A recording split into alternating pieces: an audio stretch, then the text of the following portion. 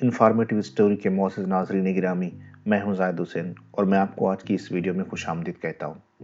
دوستو، اب تک بہت سارے ملک اپنے آپ کو ڈیفالٹ ڈکلیئر کر چکے ہیں اور اب پاکستان کے اوپر بھی اپنے آپ کو ڈیفالٹ ڈکلیئر کرنے کے خطرات منڈلا رہے ہیں۔ دوستو، آج کی ویڈیو میں ہم جانیں گے کہ ڈیفالٹ کیا ہوتا ہے اور اس کے ملک پر کیا اثرات مرتب ہوتے ہیں۔ سب سے پہلے یہ جانتے ہیں کہ ڈیفالٹ ہوتا کیا ہے۔ معزز ناظرین گرامی، یہ تو آپ سبھی جانتے ہیں کہ کسی بھی ملک کو چلانے کے لیے پیسے چاہیے۔ اب سوال یہ ہے کہ وہ پیسے آتے کیسے ہیں۔ سب سے پہلا طریقہ تو یہ ہے کہ ملک کوئی سامان بناتا ہے اور اسے دوسرے ملکوں کو ایکسپورٹ کرتا ہے، جس سے اسے انکم آتی ہے۔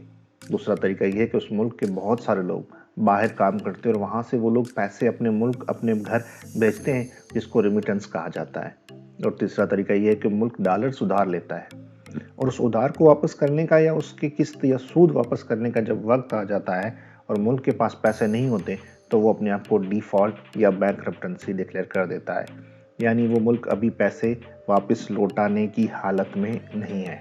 اس کو ڈیفالٹ کہا جاتا ہے۔ اگر کوئی ملک ڈیفالٹ کر جائے تو اس ملک پر کیا اثرات مرتب ہوں گے؟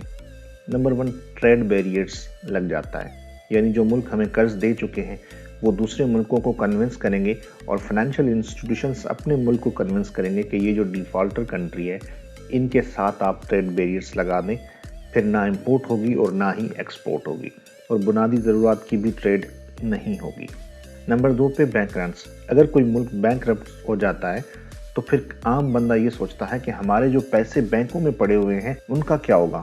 عام بندے کو یہ ڈر ہوتا ہے کہ میرے جو پیسے بینک میں پڑے ہوئے ہیں گورنمنٹ اس کو سیز کر دے گی یا پھر ان پیسوں سے وہ ملک کا قرض اتارے گی، تو عام بندہ وہ پیسے بینک سے نکالنا شروع کر دیتا ہے اور پھر اس ملک کے جو فارن انویسٹرز ہوتے ہیں وہ بھی اپنا پیسہ نکالنا شروع کر دیں گے اور پھر کیا ہوگا کہ ایک انسٹیبل سچویشن بن جائے گی جس کو کنٹرول کرنا بہت زیادہ مشکل ہوگا۔ نمبر 3 پہ آتا ہے ان امپلائمنٹ بہت زیادہ بڑھ جائے گی کیونکہ گورنمنٹ کے پاس پیسے نہیں ہوں گے اور وہ کہیں سے ادھار تو لے نہیں سکتی اور پرائیویٹ فرمز بھی یہ دیکھیں گے کہ اکنومی کی کیا صورتحال چل رہی ہے، تو ان کے پاس بھی اتنے پیسے اویلیبل نہیں ہوں گے کہ وہ اپنے ورکرز کو ٹائم پہ پیمنٹ کر سکے۔ نمبر 4 پہ آتا ہے اسٹاک مارکیٹ کریش۔ جب کوئی ملک اپنی بینکرپٹسی ڈکلیئر کرتی ہے تو سب سے زیادہ متاثر اسٹاک ایکسچینج ہوتی ہے۔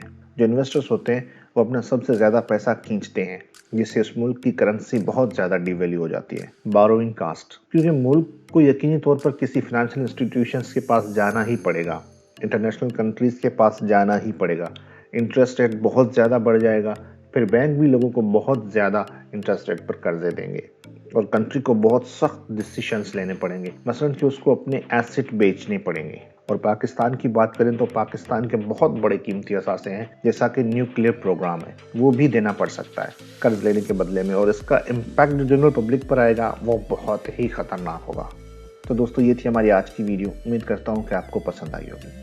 اس ویڈیو کے متعلق آپ اپنی رائے سے ہمیں کمنٹ باکس میں آگاہ کر سکتے ہیں، اور اگر آپ نے ابھی تک ہمارے چینل کو سبسکرائب نہیں کیا تو انفارمیٹیو اسٹوری کو سبسکرائب کر دیں اور دعاؤں میں یاد رکھیے گا۔ اللہ نگہبان۔